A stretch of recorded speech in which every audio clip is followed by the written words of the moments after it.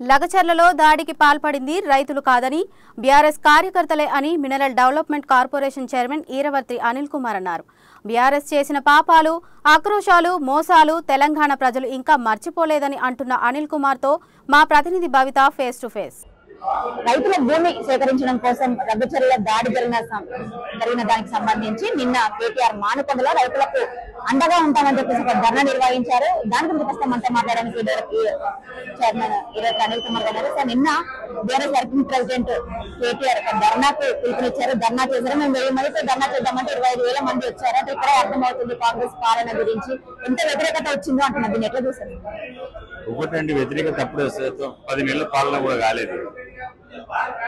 ఆయన చేసిన పాపాలు ఏమన్నా మర్చిపోయినాం? ఆయన సొంత నియోజకవర్గంలో ఏ విధంగా వాళ్ళ ప్రజల్ని ఏ విధంగా థర్డ్ డిగ్రీ ట్రీట్మెంట్ ఇచ్చే దళితులను ఏ విధంగా వేధించాడో తెలంగాణ ప్రజలు మర్చిపోయినా ఆయన నియోజకవర్గ ప్రజలు మర్చిపోయారు. వాళ్ళ పాలనలో ఎంతమంది ఆత్మహత్యలు చేసుకున్నారు. ముఖ్యంగా యువకులు ఉద్యోగాలు రావని చెప్పేసి ఇంకా పూర్తి నమ్మకం కోల్పోయి ఎంతమంది ఆత్మహత్యలు చేసుకున్నారు, ఎంతమందిని వీళ్ళు చంపారు, అది మర్చిపోయారు. సునీల్ నాయక్ కావచ్చు, మొహమ్మద్ షబ్బీర్ కావచ్చు, అలాంటి యువకులు, ప్రవళిక కావచ్చు, ఇలాంటి యువకులు యువతి ఎంతమంది ఆత్మహత్యలు చేసుకున్నారు. వీళ్ళ నమ్మక ద్రోహం వల్ల అదే తెలంగాణ ప్రజలు మర్చిపోయారు అనుకుంటున్నారు. తెలంగాణ రైతులకు ముఖ్యంగా ఖమ్మంలో మిర్చికి మద్దతు ధర ఇవ్వమని అడిగినప్పుడు వాళ్ళకి బీడీలు ఇచ్చిపోయింది. మనం మర్చిపోయినా తెలంగాణ రేపు ఈ తెలంగాణ రైతులు మర్చిపోయారు. వాళ్ళు చేసిన పాపాలు ఏమైనా మర్చిపోయారు. ఇప్పటికి కూడా ఆ పాపాలు పెరిగినాయి. వాళ్ళ పాపాల చరిత్ర చూసుకుంటే ఒక పుస్తకము రాసుకోవచ్చు. వాళ్ళ పాపాల గురించి మాట్లాడుకుంటే రోజంతా కూడా సరిపోతుంది. అంత ఘోరమైన పాపాలు చేసిన వాళ్ళ గురించి మాట్లాడితే 100 ఎలుకలు తిన్న పిల్లి తీర్థయాత్రకు పోయినట్టు ఇవాళ కేటీఆర్ వ్యవహారం అట్లున్నది. ఆయన చేసిన పాపాలు, ఆయన వల్ల జరిగిన ఆత్మహత్యలు, వాళ్ళ వల్ల ఎంతో మంది ఆత్మహత్యలు చేసుకున్నారు, ఎంతో మంది ప్రాణాలు పోగొట్టుకున్నారు. ఇవాళ వాళ్ళ కుటుంబాల పాపం తరిగే ఇవాళ వాళ్ళు ఈ విధంగా వాళ్ళ అధికారం కోల్పోయి ఇవాళ మతి స్థిమితం లేని మాటలు మాట్లాడుతున్నారు. చరిత్ర ఎప్పటికి కూడా వాళ్ళకి క్షమించారు. ముఖ్యంగా గతంలో ఫార్మా కంపెనీ బీఆర్ఎస్ ప్రభుత్వం పెడతానంటే వ్యతిరేకించినటువంటి రేవంత్ రెడ్డి ఇప్పుడు ఎందుకు ఫార్మా కంపెనీ కోసం ముందుకెళ్ళారు? కేవలం వాళ్ళ అల్లుడికి ల్యాండ్ చేయించడం కోసమే ఫార్మాని ముందుకు తీసుకొచ్చాడు అని చెప్పేసి ఆరోపణలు ఏమైనా నిజం ఉందా? వాళ్ళ అల్లుడి పేరు మీద ఉన్నాయా? వాళ్ళ అల్లుడి కోసం అని చెప్పేసి, లేకపోతే వాళ్ళ అన్న కోసమని, లేకపోతే వాళ్ళ కుటుంబం కోసమని ఇంత దారుణంగా మాట్లాడితే తెలంగాణ ప్రజలు నమ్ముతారా? ఇవాళ ఫార్మా విలేజ్ కానీ అక్కడ ఇండస్ట్రియల్ కారిడార్ పెట్టడం ఎందుకు?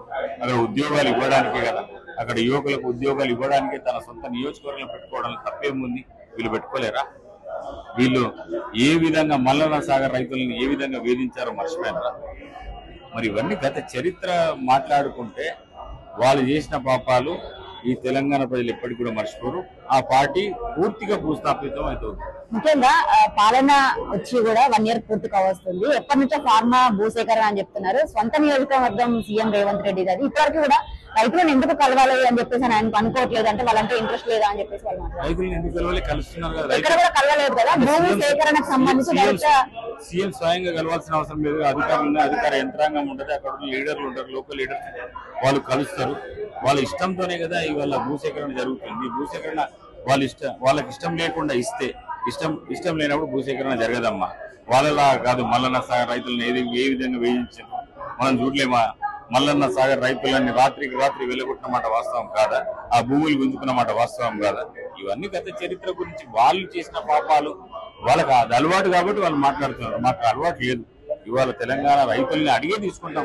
అక్కడ ఉన్న రైతులకు ఇష్టం ఉండేనే ఆ భూమి సేకరిస్తాం, కానీ వాళ్ళకి ఇష్టం లేకుండా భూమి సేకరించేది భూమి మేము ఇవ్వమని చెప్పేసి రైతులు చెప్తుంటే వాళ్ళపైన దౌర్జన్యం చేస్తున్నారు. వాళ్ళని భయభ్రాంతులకు గురి చేసి నిజంగా ఏ రైతులైతే భూమిని కోల్పోతున్నారో ఆ రైతులు వచ్చి మాట్లాడలేరు కదా.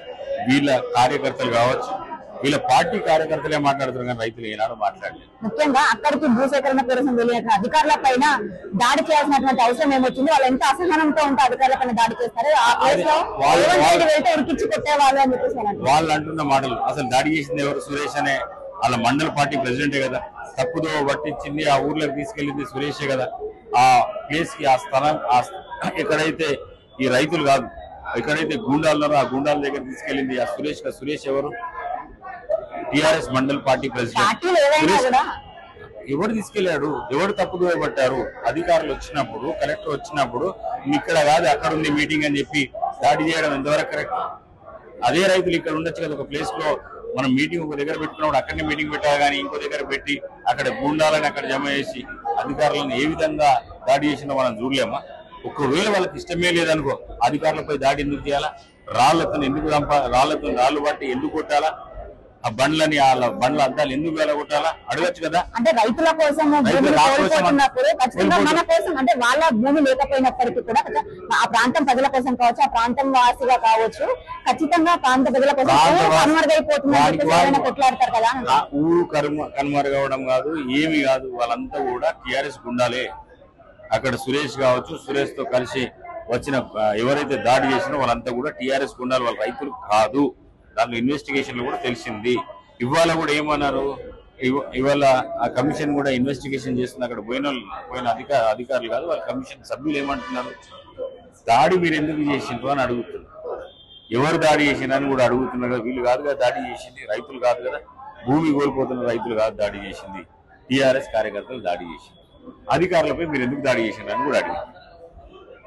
అంటే ముఖ్యంగా ఏదైతే అధికారులపై దాడి కావచ్చు, ఇంకా రైతులకు సంబంధించి ఎలాంటి ఇబ్బందులు పెట్టే ప్రయత్నం చేసినా కూడా మేము వాళ్ళ కోసం ఉద్యమిస్తాము. ఎందుకంటే గతంలో 2014లో మానుకోటలోనే నిప్పు పుట్టింది, తెలంగాణ రాష్ట్రం సాధించుకున్నాము అని చెప్పేసి వాళ్ళు ఖచ్చితంగా ఉద్యమిస్తాము, పోరాడతాము అంటున్నారు. వాళ్ళంతా దొంగలు లంగలు, కేసీఆర్ కావచ్చు, కేసీఆర్ కుటుంబం కావచ్చు, వాళ్ళంతా నమ్మక ద్రోహులు, నయవంచకులు ఈ భూమి మీద లేరు.